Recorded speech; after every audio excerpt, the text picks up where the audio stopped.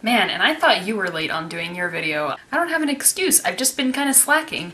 Maybe it would be best for us if we tried to get back onto some sort of schedule. We should figure out, maybe not necessarily every other day, but maybe we should talk and figure out a better schedule that we think we might be able to stick to a little bit better. So that I don't go another week and a half before I post my video.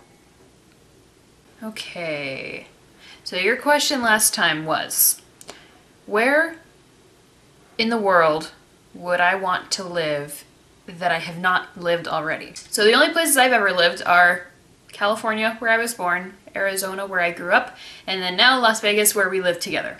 That means I have pretty wide open possibilities here. This is a really tough question for me because I really don't want to live anywhere else. I mean, you brought up San Francisco, and I guess I couldn't technically say San Francisco even if I wanted to because I lived in California. It seems like we've ruled out like states that we've lived, but then I guess San Fran is different from where I grew up in Southern California. But I don't know. I enjoyed our honeymoon when we were in San Francisco. It was cool to have that experience, but I wouldn't want to live there. I remember when we got back to Vegas after a week of being in San Francisco, just driving home from the airport, I just looked around, I'm like, whoa, so much more space.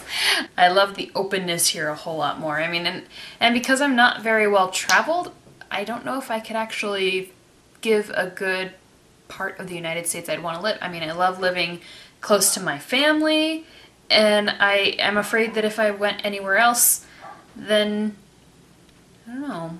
But since you asked the question, I have to answer it anyway. Bella, where do you want to live? She's looking right at the camera. That's funny. I'm racking my brain. I'm trying to think where else in the United States would I want to live and where in the world would I want to live. Whenever I'm asked that question, I think of all the factors. I'm like, well, I have friends here. I have family here. I have... I don't know why I'm taking this so seriously. It's supposed to be a fun hypothetical, right? The more I keep thinking about it, I can't really narrow down a place in the US that I would want to live.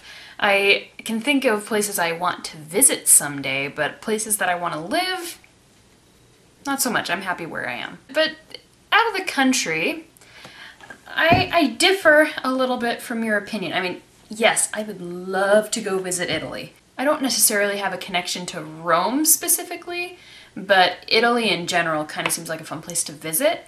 Especially because I did take a little bit of Italian, even though I forgot most of it. It would be fun to be able to practice it in the real world.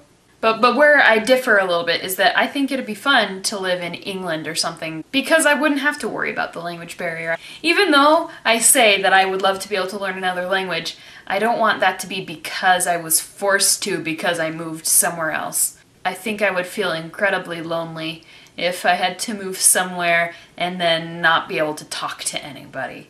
I want to be able to talk and communicate to people. I've also visited New Zealand and Australia. Sydney's cool, Auckland's cool. I guess it'd be fun to live in Auckland, New Zealand, or... Bella? What do you think, Bella? Do you want to live in New Zealand?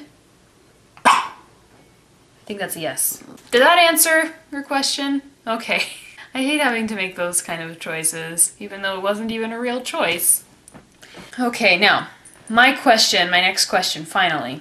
I finally got to get to this. I have to admit, I couldn't think of anything, so I stole this off of an idea that I found on Google. My question is, if you had to pick one of your 5 senses to live the rest of your life without, what would it be?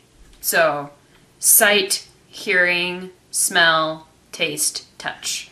I mean, let's see, I wouldn't want to ever give up my ears because I'm a music person. I can't live the rest of my life without being able to hear. I wouldn't want to give up my sight because I also love visual art. I'm not going to get rid of that. I would not like to give up my sense of taste because if nothing tastes like anything, then I'm not going to want to eat. So that narrows it down to smell and touch. And because I think that smell has a lot to do with how things taste, I think that goes that goes with it too. That leaves me with touch. That's probably what I would rate the least on the sensory scale. I think I could live a sane life without being able to feel touch. And hey, I guess that means that I wouldn't have to feel as much pain, right? That's a really short question, but I hope you can draw it out a little bit more and come up with a longer question for me next week. Love you, sweetheart. So Gracie's asleep on the floor right now, and she looks pretty freaking adorable.